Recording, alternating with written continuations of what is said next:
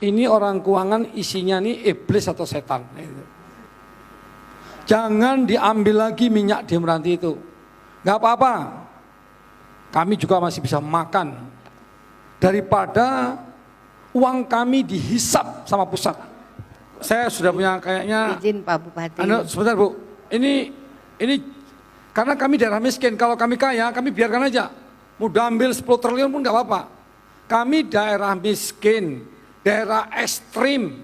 Jadi kalau daerah miskin ada minyak, Bapak Ibu ambil, uangnya entah dibawa kemana, pemerataan kemana. Seharusnya kami ini yang menjadi prioritas. Karena Pak Jokowi 2024 wajib 0%. Bagaimana kami mau membangun rumahnya, bagaimana kami mau mengangkat kemiskinan orang, nelayannya, petaninya, buruhnya. Bapak mau tahu, akibat pandemi COVID, warga Meranti nggak bisa pergi ke Malaysia. 41.000 penganggurannya. Kalau Bapak tak mau ngurus kami nih, pusat tidak mau mengurus Meranti, kasihkan kami ke negeri sebelah. Kan saya ngomong. Atau Bapak tak paham juga omongan saya? Izin Pak Bupati. Atau begini Bu, bentar Bu. Apa perlu Meranti ngangkat senjata? Kalau tidak bisa juga nanti kita ketemu di mahkamah Pak. Itu Pak. Ya kita tunggulah. Ada tidak nanti gugatan saya ke mahkamah. Kita lihat. Izin Pak. Saya enak mandeng Bapak di sini. Aku tinggalkan di ruangan. Baik Pak Bupati, terima kasih. Mungkin bisa stay sebentar lagi, kita akan selesai Pak Bupati.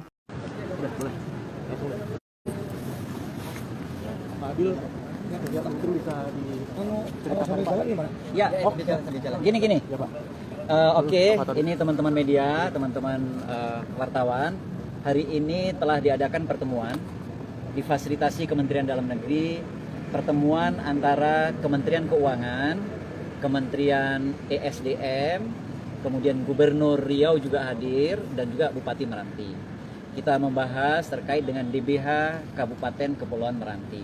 Tadi Pak Bupati menyampaikan kondisi Kepulauan Meranti yang memang kondisinya tertinggal, kemudian masyarakatnya juga miskin banyak dan miskin ekstrim, kemudian ada kebutuhan dana. Kemudian tadi dari Kementerian ESDM juga sudah menjelaskan bagaimana proses penetapan DBH dari sisi lifting, dari sisi liftingnya. Jadi ada produksi, ada lifting. Sementara dari sisi Kementerian Keuangan tadi menjelaskan penetapan DBH-nya, dana bagi hasilnya. Jadi ini macam-macam nih ya. Nah, kemudian tadi Pak Gubernur juga mempertanyakan, juga menyampaikan kondisi data perbandingan di tingkat Provinsi Riau-nya. Nah, tadi sudah dibahas dan kita semua sudah sama-sama memahami, kita sama-sama bisa menerima penjelasan masing-masing. Namun ada pembahasan yang lebih teknis lagi, yang lebih detail lagi. Nah, besok itu akan dilanjutkan dengan pembahasan yang lebih teknis. Karena di teknis itulah akan dicocokkan data. Jadi penetapan DBH ini memang tidak sederhana. Ada 3 hal yang berbeda yang harus dipahami. Ada namanya produksi, ada namanya lifting, ada namanya DBH. Ini beda-beda nih. Produksi itu berarti yang dikeluarkan ya, kemudian lifting itu berarti yang dikapalkan, yang diangkut, tadi penjelasannya seperti itu. Nah, DBH ini faktornya banyak, ada faktor-faktor yang lain. Ya, jadi tadi kalau pertemuan hari ini sudah cukup dan semuanya sudah puas. Kemudian besok akan dilanjutkan dengan pertemuan yang lebih detail dan lebih teknis lagi. Pak, kira-kira tadi ada pemberian sanksi atau apa gitu mungkin dari Kementerian Dalam Negeri untuk Pak Bupati, ada pembahasan seperti itu nggak Pak? Kita hari ini membahas tentang DBH, tidak membahas tentang sanksi. Jadi semuanya menyampaikan sesuai dengan kewenangan masing-masing. Jadi memang harus disiapkan datanya. Jadi Kementerian Keuangan menyampaikan tentang kewenangannya dalam menetapkan DBH, ESDM menyampaikan tentang liftingnya, kemudian Pak Gubernur tadi juga menyampaikan tentang kondisi Riau, dan Pak Bupati menyampaikan tentang kondisi Kabupaten Kepulauan Meranti.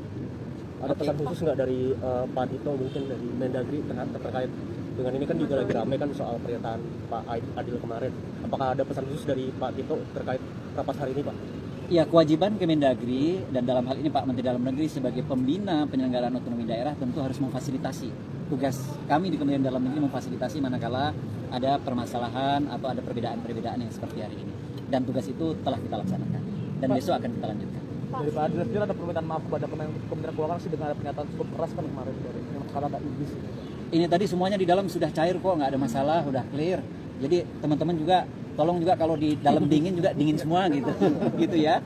Oke, udah nggak ada masalah. Pak Adil mungkin Pak Adil dari Pak Adil. Kenapa? Kalau besok Besok pertemuannya jam 10. di sini juga. Ya, rencana di sini. Rencananya seperti itu. Tapi itu lebih teknis kok, lebih detail. Jadi sebenarnya kalau yang secara globalnya kita sudah clear karena kita buka data semuanya. Semuanya tidak ada dusta di antara kita, semuanya ngomong data. Nah, karena semua penetapan ini semuanya berdasarkan data, gitu ya. Pak Fadil, soal data yang tadi dibuka berarti kan sempat Pak Fadil menyampaikan harusnya $100 per barel, kemudian tapi yang diterima $60 per barel. Tadi data yang dibuka seharusnya penerimaannya berapa sih Pak nilainya? Besok itu yang akan dilirkan, karena ada 3 tadi ya, ada produksi, ada lifting, ada DBH. Nah ini yang ditangkap teman-teman juga masih beda-beda nih. Ada produksi, lifting, DBH. Besok yang tim teknis, kami ini kan nggak teknis nih. Besok yang tim teknis yang akan membahas itu, teknis dengan teknis. Kalau teknis dengan teknis sudah selesai, Kak. Kita kan, oh gimana, tinggal nanya seperti itu. Itu kira-kira kondisi. Oke? Pak Adil ada pernyataan juga Pak?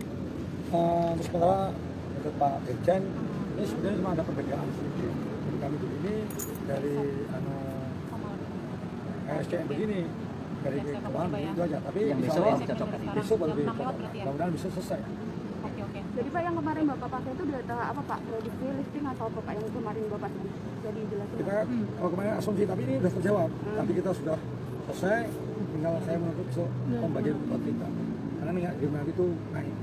Kan? Terus kita lihat. Ada lagi satu, ada prognosis, ada realisasi ini kalau, ya kan? Kalau tadi penetapan itu ada 3 ya, ada produksi, ada lifting, ada DBH.